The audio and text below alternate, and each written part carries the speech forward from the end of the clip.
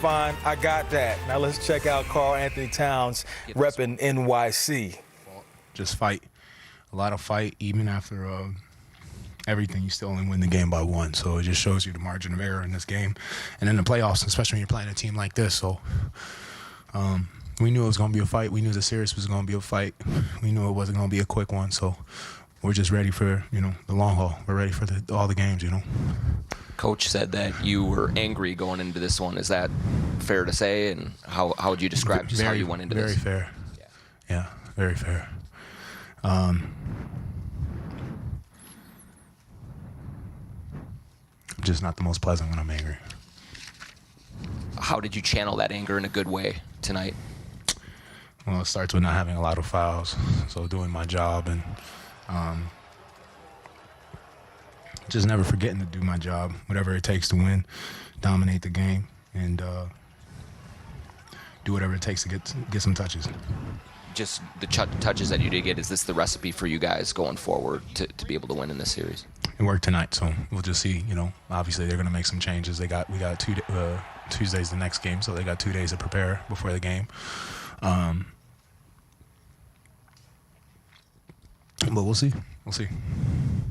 How much of an emphasis was it for you to be as decisive and quick as possible tonight? I don't know. I just when I caught the ball, like John said, I was angry. So just a bunch of rage and trying to find ways to just dominate regardless of what they throw, double, triple, quadruple. Coach comes on the court and guards me as well. I don't care. Just find ways to put the ball in the bucket. I think the first ATO, they run for you to get a 3 in a while. Were you looking forward to that one and glad you cashed in on it? I looked at my dad. I said, I'm going to score this.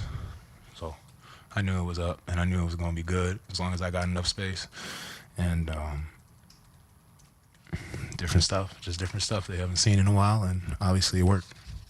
J-Mac didn't play in Game 3. He plays tonight, 16 points, massive impact. Just what has he bring to you guys? Just always what he does.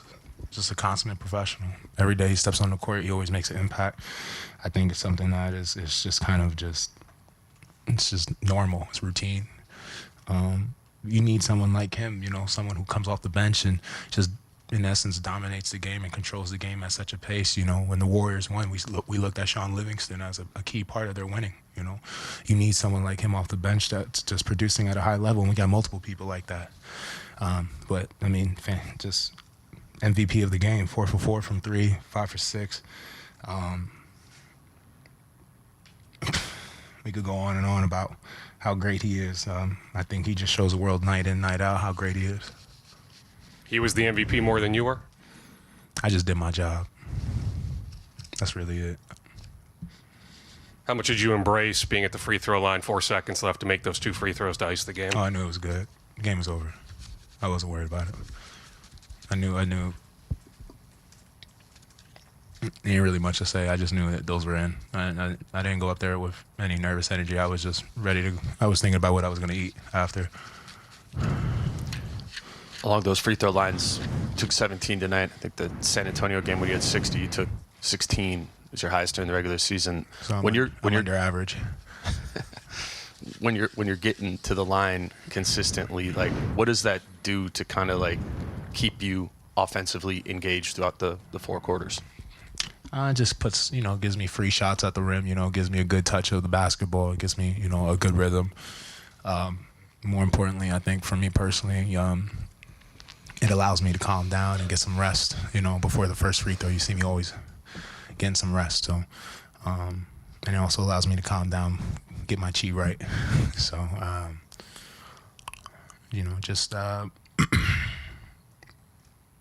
I just feel like free throws give me a chance to put some good energy on the ball, and whether it's for me, the next shot for me, or it's the next shot for my teammates, I feel like, free throws are a good way for me to get easy points, but also put some good energy on the ball, and we can really calm down, and it's like a timeout, get organized, know what we want to do, how we want to guard. Let's clearly understand what we want to do and go execute. Karl, with the anger the last 2 days, how did you deal with it, live with it, channel it in ways that were maybe different than other moments in your career? I just been here before, it's not new. So I just I fell on what has gotten me here and what has made me successful, which is my support system, my family, my closest of friends, and my girl just really just focusing on what truly is special about life and taking a step back. Having my niece and nephew here is amazing, because it puts you kind of like in a dad mode. I don't have time to be angry and upset about the game and everything because they're expecting uncle to come home with the energy and give them that kind of like being like a father. So I don't have kids, but if I ever knew how it is to have a tough game and go home and you have to still give that energy to your kids, I had to do that. So just I think for me, just channeling my energy and my anger more into just positive energy, putting it into my family, and just taking a chill pill, calming down, and understanding the next game that there's another chance, and I got another chance to go out there and show who I am. Early in the third quarter, Karl, you ran some pick and roll with Ant and had a lot of success. Just generally speaking, what makes that action so difficult to stop? You got two of the most elite scorers in the NBA and one pick and roll, so it gets really difficult to choose your poison. He's a special player, and I'm very, very fortunate to play with him. I even go as far as saying he's maybe the most talented player I've ever played with.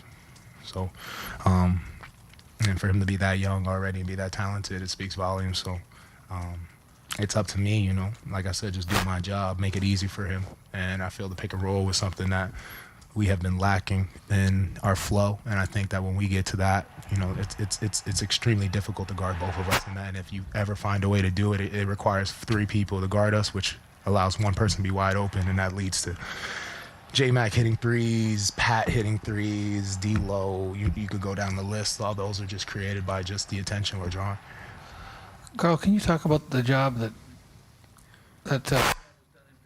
You're good. I hear you. has done in particular, and the team in general has done in frustrating Ja, and how important that is to continue going forward? Just making it difficult on him. He's one of the best leapers in the NBA, and he's one of the best finishers too while he's at it. So,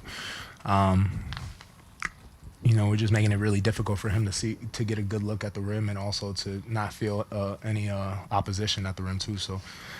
Just making sure every time he gets into the paint, we're throwing bodies at him, and he has to finish over a tall defender and with contact as well. So just trying to make it as difficult for him. We know he can score at a high level, so we got to make sure we contain him.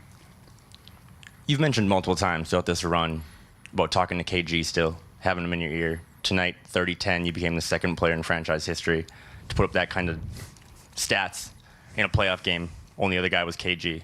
What kind of effect and role does he still have in your career and your life, and just what kind of relationship do you still have with him? I mean, a great relationship. That's like my older brother, That's always gonna be my vet. That's always gonna be my mentor. When I came in as a young pup and I didn't know anything, he was the one who taught me the game, and he was the one who taught me how it truly is to be a professional NBA. I want to give credit where credit's due. Al Horford, too, with the Dominican team, gave me a lot of insight and taught me how it was to be a pro early on, but it's different when you're going through it. I don't know. I've heard multiple stories about, other rookies, high-rated rookies come in with a vet, and the vet just screws them over, and, we don't talk about them anymore, and their careers are not the way they're supposed to. So I'm very fortunate that I had a man like KG, Tayshaun Prince, Andre Miller, let's not forget those people as well, who really took me in and really nurtured me and made me a better player and a better man, and allowed me to have the wisdom, the experience, and also the humility in it to give this back to the group I'm with now and where I'm a leader. Karl Anthony Towns, you just heard him talking about the Ant-Man, 2 of the most deadliest scorers. They're your worst nightmare squared. That's double for you, and I messed that line.